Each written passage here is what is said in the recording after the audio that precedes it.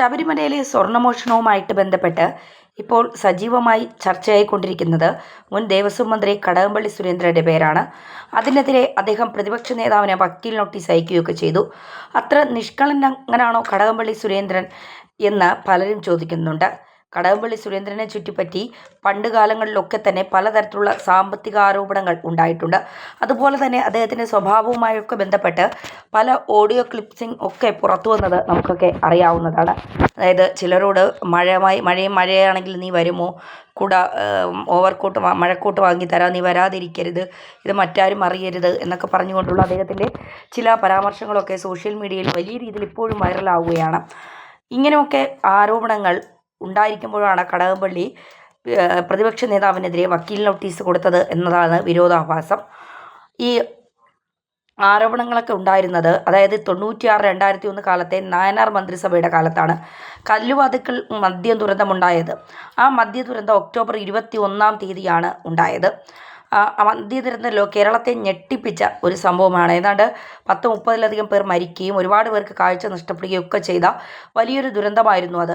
കേരളത്തിൽ പിന്നെ ഭരണകൂടവുമായി ഈ മദ്യമാഫിയ പിടിമുറുക്കിയെന്നതിൻ്റെ ഏറ്റവും വലിയ ഉദാഹരണമായിട്ട് എല്ലാ ചരിത്രവും രേഖപ്പെടുത്തുന്ന ഒരു സംഭവമാണ് ഈ കല്ലുവാതുക്കൽ മദ്യദുരന്തം എന്ന് പറയുന്നത്.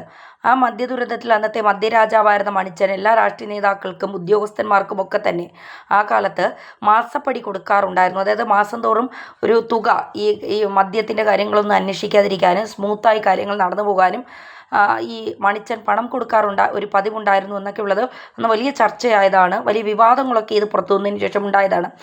അത് അദ്ദേഹത്തിൻ്റെ മണിച്ചൻ്റെ തന്നെ മാസപ്പടി ഡയറിയിൽ ഇൻകം ടാക്സ് അത് കണ്ടെത്തുകയൊക്കെ ചെയ്തിട്ടുണ്ട്. പക്ഷേ അത് അന്ന് കണ്ടെത്തിയ വിവരം സർക്കാരിനെ അറിയിച്ചെങ്കിൽ സർക്കാർ അത് പൂഴ്ത്തി വച്ചിരിക്കുകയായിരുന്നു. അന്നത്തെ നാനാർ സർക്കാർ അത് പൂഴ്ത്തി വച്ചതാണ് പിന്നീട് മദ്യദുരന്തത്തിന് കാരണമായത് എന്നൊക്കെയുള്ള ആരോപണങ്ങൾ ഉണ്ടായിരുന്നു. കാരണം മണിച്ചനുമായിട്ട് അന്ന് ഭരണത്തിലുണ്ടായിരുന്ന എല്ലാവർക്കും വളരെ അടുത്ത ബന്ധമുണ്ടായിരുന്നു. പ്രത്യേകിച്ച് CPM നേതാക്കൾക്കെല്ലാം വളരെ അടുത്ത ബന്ധമാണ് ഉണ്ടായിരുന്നത് എന്നതാണ് പുറത്തു വരുന്ന വിവരങ്ങൾ. മദ്യദുരന്തം വന്നതിന് ശേഷമാണ് ഡയറിയിലെ കഥകളൊക്കെ പുറത്തു വരികയും ചെയ്തത്. അന്ന് CPMൻ്റെ ജില്ലാ സെക്രട്ടറി അംഗമായിരുന്നു കടകംപള്ളി സുരേന്ദ്രൻ. അന്നത്തെ CPM നേതാക്കൾ ഈ മണിച്ചലിൽ നിന്ന് പണം പറ്റിയവരെക്കുറിച്ച് പിന്നെ പല കഥകൾ അന്തരീക്ഷത്തിലുണ്ടായിരുന്നു. പലരുടെയും പേരുകളൊക്കെ അന്ന് വന്നിരുന്നുവെങ്കിലും 2001 അധികാരത്തിൽ വന്ന AK ആൻ്റണി സർക്കാരിൻ്റെ കാലത്ത് അന്നത്തെ വർക്കല MLA ആയ കല്ലുവാതിൽക്കൽ ഉൾപ്പെടുന്ന പ്രദേശത്തിൻ്റെ MLA ആയ വർക്കല കഹാർ കോൺഗ്രസ് അംഗമായിരുന്നു. അദ്ദേഹം നിയമസഭയിൽ ഒരു ചോദ്യം ചോദിച്ചു. 2001 ഒക്ടോബർ 15 അൺസ്റ്റാർട്ട് ക്വസ്റ്റ്യൻ ആയിട്ടാണ് അദ്ദേഹം മുഖ്യമന്ത്രിയോട് ഒരു ചോദ്യം ചോദിച്ചത്. ആ ചോദ്യം ഇങ്ങനെയായിരുന്നു: കല്ലുവാതിൽക്കൽ മദ്യദുരന്ത കേസിലെ പ്രതിയായ മണിച്ചലിൽ നിന്ന് അന്നത്തെ ഭരണകക്ഷി നേതാക്കളിൽ ആരെല്ലാം എത്ര തുക വീതം മാസപ്പടി വാങ്ങി? വിജിലൻസ് ആൻഡ് ആൻറ്റി കറപ്ഷൻ ബ്യൂറോയുടെ പ്രത്യേക അന്വേഷണ വിഭാഗം 2 ഡിസംബറിൽ സംബന്ധിച്ച റിപ്പോർട്ടിൽ പറഞ്ഞു തരുന്നത് വിശദമാക്കാമോ എന്നായിരുന്നു ചോദ്യം. അതിന് അന്നത്തെ മുഖ്യമന്ത്രിയായിരുന്ന ആന്റണി പറഞ്ഞ മറുപടി കത്ത് അദ്ദേഹം ഈ രാഷ്ട്രീയ നേതാക്കളുടെ ഒക്കെ പേര് പറയുന്നുണ്ട്. മണിച്ചൻ എന്ന് വിളിക്കുന്ന ചന്ദ്രൻ എന്ന അബ്കാരി കരാറുകാരനുമായി രാഷ്ട്രീയ പ്രവർത്തകനായ ശ്രീ കടകംപള്ളി സുരേന്ദ്രൻ 50,000 രൂപയും ശ്രീ ഭാർഗവി തങ്കപ്പനെ പല പ്രാവശ്യമായി 3.5 ലക്ഷം രൂപയും M സത്യനേശന് 3,50,000 രൂപയും പേരൂർക്കട സദാശിവന് 1 ലക്ഷം രൂപയും കോൺഗ്രസിൻ്റെ MI ഷാനവാസിന് പിന്നെ 2,000 രൂപയും കോഴിക്കോട് കൃഷ്ണൻ നായർക്ക് അജിത്ത് എന്നയാൾക്ക് 75,000 രൂപയും നൽകിയതായി ഇൻകം ടാക്സ് മണിച്ചൻ്റെ പക്കൽ നിന്ന് പിടിച്ചെടുത്ത രേഖയിൽ വിവരിച്ചിട്ടുള്ളതായിട്ടാണ് vigilance and anti corruption bureau സമർപ്പിച്ച റിപ്പോർട്ടിൽ പറയുന്നത്. എന്നാൽ ഈ രാഷ്ട്രീയ പ്രവർത്തകർ ശ്രീമതി ഭാർഗവി തങ്കപ്പനും കടകംപള്ളി സുരേന്ദ്രനും മാത്രമേ പബ്ലിക് സെർവൻസ് എന്നുള്ള നിർവചനത്തിൽ വരികയുള്ളൂ എന്നൊക്കെയാണ് ഈ ഉത്തരത്തിനകത്ത് പറഞ്ഞിരുന്നത്. അതായത് ഈ മണിച്ചൻ്റെ ഡയറി അന്ന് ഇൻകം ടാക്സ് കണ്ടെടുത്തത് പൂഴ്ത്തി വയ്ക്കാതിരുന്നെങ്കിൽ ഈ ദുരന്തം പോലും ഒഴിവാക്കാമായിരുന്നു. കാരണം അത് രാഷ്ട്രീയക്കാരും പിന്നെ മണിച്ചനും മദ്യരാജാവും തമ്മിലുള്ള ഒരു ബന്ധം അന്ന് വലിയ രീതിയിൽ CPM അല്ലെങ്കിൽ ഭരണത്തിലുണ്ടായിരുന്ന അന്നത്തെ സർക്കാർ, ഇടതുപക്ഷ സർക്കാർ, നായനാർ സർക്കാർ കുറച്ചുകൂടി ജാഗ്രത പാലിക്കണമായിരുന്നു. പക്ഷെ അതുണ്ടായില്ല. അത് മണിച്ചൻ്റെ ഈ തട്ടിപ്പ് കച്ചവടങ്ങളെല്ലാം തന്നെ അന്നത്തെ ഭരണകൂടത്തിലുള്ളവർക്ക് അറിയാമായിരുന്നു. മണിച്ചൻ്റെ ഔദാര്യങ്ങൾ പറ്റിയവർ തന്നെയായിരുന്നു അന്നത്തെ മുഖ്യമന്ത്രിയുടെ ഓഫീസ് വരെ എന്ന ആരോപണങ്ങളാണ് അന്ന് വന്നിരുന്നത്. എക്സൈസ് വകുപ്പിലെ ഉന്നത ഉദ്യോഗസ്ഥർക്കൊക്കെ തന്നെ മണിച്ചനുമായിട്ട് നേരിട്ട് ബന്ധമുണ്ടായിരുന്നു എന്നൊക്കെയുള്ള കഥകളൊക്കെ അന്ന് സർക്കാരിൻ്റെ എല്ലാ റിപ്പോർട്ടുകളിലും ഒക്കെ ഉണ്ടായിരുന്നു. അതെല്ലാവർക്കും അറിയാമായിരുന്നു. പക്ഷേ ബോധപൂർവം മണിച്ചനെ CPM അന്നത്തെ ഒരു കറവ് പശു വയ്ക്കുകയും അദ്ദേഹത്തിൻ്റെ ഈ പൈസയൊക്കെ വാങ്ങിക്കുകയും ചെയ്തു.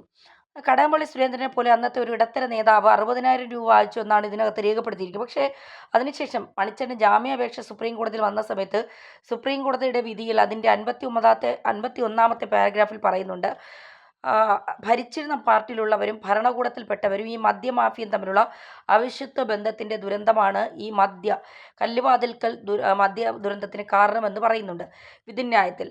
അതെല്ലാം ചരിത്രത്തിൻ്റെ ഭാഗമായി കഴിഞ്ഞാൽ ഈ രാഷ്ട്രീയക്കാരെ ഇതേപോലുള്ള വ്യാജ മദ്യ ലോബികളിൽ നിന്ന് പണം വാങ്ങി അവരുടെ കാര്യസാധ്യം നടത്തിക്കൊണ്ടിരിക്കുന്ന ദുരന്തമാണ് കേരളം അനുഭവിച്ചത്, കേരളം കണ്ടത്. എത്രയോ പേർ ഇപ്പോഴും ആ ദുരന്തത്തിൻ്റെ ഭാരം ചുമന്നുകൊണ്ട് വേദനകൾ പേറിക്കൊണ്ട് ആ പ്രദേശത്തൊക്കെ ഇപ്പോഴും ഉണ്ട് എന്നതിനെ അത് പറയാതിരിക്കാൻ കഴിയില്ല. അന്നത്തെ നാനാർ സർക്കാർ പിന്നെ ചുമതലപ്പെടുത്തിയ അന്വേഷണ കമ്മീഷനായിട്ട് വെച്ച ജസ്റ്റിസ് VP മോഹനകുമാർ കമ്മീഷൻ്റെ റിപ്പോർട്ടിനകത്തും ഇവരുടെ എല്ലാവരുടെയും പേര് പറയുന്നുണ്ട്.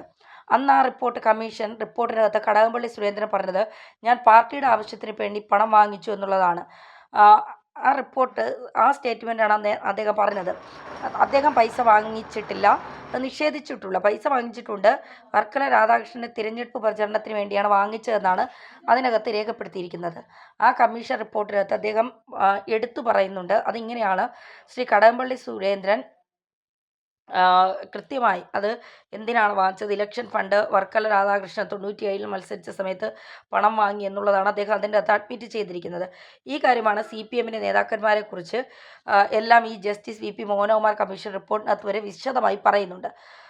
അതിനകത്ത് അന്നത്തെ പാർട്ടി ജില്ലാ സെക്രട്ടറി സത്യനേശൻ മാറിയതിനു ശേഷം വന്ന പാർട്ടി ജില്ലാ സെക്രട്ടറി M വിജയകുമാർ കമ്മീഷൻ മുമ്പാകെ കൊടുത്ത മൊഴിക്കകത്ത് പറയുന്നുണ്ട്, സത്യനേശൻ ഇതുപോലെ സ്ഥിരമായിട്ട് അബ്കാരികളിൽ നിന്ന് പണം വാങ്ങിക്കുന്ന ഒരുത്തനാണെന്ന് ജസ്റ്റിസിന് M വിജയകുമാർ തന്നെ മൊഴി കൊടുത്തിട്ടുണ്ട്. ഇതൊക്കെ കാണിക്കുന്നത് ഭരണതലത്തിലുള്ള പാർട്ടിയിൽ ഉള്ളവരെ ഇത്തരം മദ്യ ലോബികളുമായിട്ട് അവിശുദ്ധ കൂട്ടുകെട്ട് ഉണ്ടായിട്ടുണ്ട് എന്ന് തന്നെയാണ്. ഇപ്പോൾ കടകംപള്ളി സുരേന്ദ്രൻ നിഷ്കളങ്കമായ ഇടപെടലുകളല്ല പലപ്പോഴും കടകംപള്ളി സുരേന്ദ്രൻ്റെ ഉയർന്നു വന്നിട്ടുള്ളത്. അദ്ദേഹത്തിൻ്റെ ഭരണകാലത്താണ് ഈ ശബരിമലയിൽ നിന്ന് സ്വർണ്ണപ്പാളികൾ കാണാതാവുകയും ഈ ഉണ്ണികൃഷ്ണൻ പോറ്റിയെ പോലുള്ള ഫ്രോഡുകളെല്ലാം വന്ന് അവിടെ കുടിയേറുകയും പിന്നെ ദ്വാരപാലക വിഗ്രഹം തന്നെ എടുത്ത് മോഷ്ടിച്ച് വിൽക്കുകയും ഒക്കെ ചെയ്തതിൻ്റെ സ്ഥിതിവിശേഷം ഉണ്ടാകുന്നത്. അത് കോടതി രേഖകളിൽ ഇപ്പോൾ ഉൾപ്പെടുത്തി കഴിഞ്ഞു. കോടതി തന്നെ പറഞ്ഞതാണ്, വലിയ വിലയ്ക്ക് ഏതോ കോടീശ്വരൻ അത് വിറ്റിരിക്കുന്നു എന്ന്. അപ്പോൾ തന്നെ ഇതിൻ്റെ അഴിമതിയുടെ വ്യാപ്തി നമ്മളെയൊക്കെ അമ്പരപ്പിക്കുന്ന തരത്തിലാണ്. ഒരു ശ്രീകോവിലിനോട് ചേർന്നുള്ള ഏറ്റവും പരമപ്രധാനമായ 2 ശില്പങ്ങൾ മറിച്ചു വിറ്റു എന്ന് പറയുന്നത് ഞെട്ടിപ്പിക്കുന്ന സംഭവമാണ്. കേരളത്തിലെ ഭക്തർ ഞെട്ടലോടുകൂടി മാത്രമേ അത് കാണാൻ കഴിയൂ. ഇപ്പോൾ 1 കിലോ 2 കിലോ സ്വർണത്തിൻ്റെ പ്രശ്നമല്ല, അതൊരു വിശ്വാസത്തിൻ്റെ പ്രതീകമായ ശില്പങ്ങളാണ് അവിടെ നിന്നും അടിച്ചു മാറ്റിക്കൊണ്ടുപോയി കച്ചവടം നടത്തിയിരിക്കുന്നത് എന്ന് പറയുന്നത്. അങ്ങനെ കടകംപള്ളി സുരേന്ദ്രൻ്റെ ഭരണകാലത്ത് ശബരിമലയിൽ മാത്രമല്ല ഗുരുവായൂരിലും സമാനമായ രീതിയിൽ വലിയ തട്ടിപ്പ് നടത്തിയാണ് ഓഡിറ്റ് റിപ്പോർട്ട് അത് ഒക്കെ സൂചിപ്പിക്കുന്നത്. എന്താണ് കേരളത്തിലെ ക്ഷേത്രങ്ങളോട് ചേർന്ന് വരുമാനമുള്ള ഈ പട്ടിണി ക്ഷേത്രങ്ങളോടല്ല, വരുമാനമുള്ള ക്ഷേത്രങ്ങളോട് ചേർന്ന് വലിയ രീതിയിലുള്ള അഴിമതി നടക്കുന്നു എന്നുള്ള വലിയ തെളിവാണ് ഗുരുവായൂർ സംസ്ഥാന ഓഡിറ്റ് വിഭാഗത്തിൻ്റെ റിപ്പോർട്ടിൽ പറയുന്നത്. ഗുരുവായൂർ അമ്പലത്തിൽ കാണിക്കേ വരുന്ന വലിയ തോതിൽ സ്വർണം, വെള്ളി, മറ്റ് അമൂല്യ വസ്തുക്കളൊക്കെ വരുന്ന ഒന്നും രജിസ്റ്റർ രേഖപ്പെടുത്തുകയും ചെയ്യുന്നില്ല. അത് വരുമ്പോൾ സ്റ്റേജിൽ തന്നെ അവിടെ നിന്ന് അപ്രത്യക്ഷമാകുന്നു. എന്തിനധികം പറയുന്നു, ഭഗവാനെ കാണിക്കയായിട്ട് സമർപ്പിച്ച മഞ്ചാടിക്കുരു പോലും ഏതാണ്ട് 100 ചാക്ക് മഞ്ചാടിക്കുരു പോലും അവിടെ നിന്ന് അടിച്ചുകൊണ്ട് പോയി എന്നാണ് പറയുന്നത്. അപ്പോൾ പിന്നെ സ്വർണം മോട്ടിച്ചു എന്ന് പറയുന്ന കഥയെക്കുറിച്ച് നമ്മൾ പറയാതിരിക്കുന്നതാണ് ഭേദം. അതൊരു വിശ്വാസത്തിൻ്റെ ഭാഗമായി സമർപ്പിക്കുന്ന മഞ്ചാടിക്കുരു 100 ചാക്ക് അവിടുത്തെ അമ്പലത്തിൻ്റെ ട്രാക്ടറിൽ കൊണ്ടുപോയി അവിടെ നിന്ന് അടിച്ചു കൊണ്ടുപോയി പുറത്ത് കച്ചവടം നടത്തി എന്നാണ് പറയുന്നത്. ഈ തരത്തിലാണ് വിശ്വാസ കേന്ദ്രങ്ങളുമായി കേരളത്തിലെ ക്ഷേത്രങ്ങളുമായി ബന്ധപ്പെട്ട് കിടക്കുന്ന കൊള്ളയുടെ അങ്ങേയറ്റത്തും ഇങ്ങേയറ്റത്തും ഒക്കെയുള്ള ചെറിയ ചെറിയ കഥകളാണ് ഓഡിറ്റ് റിപ്പോർട്ടിനകത്തൊക്കെ വരുന്നത്. 2019 പരാമർശം ഗുരുവായൂരിലെ ഓഡിറ്റ് റിപ്പോർട്ട് എന്ന് പറഞ്ഞ് 2019-20 കാലത്താണ്. ഇനി വരാൻ കിടക്കുന്നു 4-5 വർഷത്തെ റിപ്പോർട്ടുകൾ. ഈ ക്ഷേത്രങ്ങളിൽ ശബരിമലയിൽ വിജിലൻസ് SP ആയിരുന്ന ദേവസ്വം വിജിലൻസ് SP ആയിരുന്ന ഗോപാലകൃഷ്ണൻ എന്ന് പറയുന്ന ഒരു ഓഫീസർ IPS കാരൻ പറയുകയാണ്, അദ്ദേഹം ഇന്ത്യയിലെ പല പ്രധാനപ്പെട്ട പ്രീമിയർ ഏജൻസികളിലൊക്കെ വർക്ക് ചെയ്തിട്ടുണ്ട്. അഴിമതി കണ്ടുപിടിക്കുന്നതിന് ചുമതലയുള്ള ഏജൻസികളിലൊക്കെ അദ്ദേഹം വർക്ക് ചെയ്തു. പക്ഷെ അദ്ദേഹം തല പെരുത്തു പോയത് തിരുവിതാംകൂർ ദേവസ്വത്തിൻ്റെ ശബരിമലയിൽ അദ്ദേഹം വിജിലൻസ് ഓഫീസറായിരിക്കുമ്പോൾ അവിടെ നടക്കുന്ന അഴിമതി കണ്ട് തല പെരുത്തുപോയി എന്നാണ് അദ്ദേഹം ചാനലിലൊക്കെ പറഞ്ഞത്. ജോലി ചെയ്യുന്ന ഉദ്യോഗസ്ഥന്മാരിൽ 99% പേരും ഭീകരരും കള്ളന്മാരും അഴിമതിക്കാരും എന്നാണ് അദ്ദേഹം പറയുന്നത്. അപ്പോൾ ഈ ഉദ്യോഗസ്ഥന്മാർ ബോർഡിൽ പിന്നെ ഭരണാധികാരികൾ ചേർന്ന് നടത്തുന്ന കൊള്ളയുടെ കാര്യം നമുക്കെല്ലാവർക്കും അറിയാം. കാരണം അതുകൊണ്ടാണല്ലോ ഇവിടെ സമർപ്പിക്കപ്പെടുന്ന സ്വർണ്ണമൊക്കെ അടിച്ചുകൊണ്ട് പോകുന്നത് എന്നുള്ളതാണ് യാഥാർത്ഥ്യം. അപ്പോൾ എന്താണ് ഇവിടെ സംഭവിക്കുന്നത് എന്നുള്ളത് വലിയൊരു ചോദ്യചിഹ്നമായി തന്നെയാണ് നിൽക്കുന്നത്.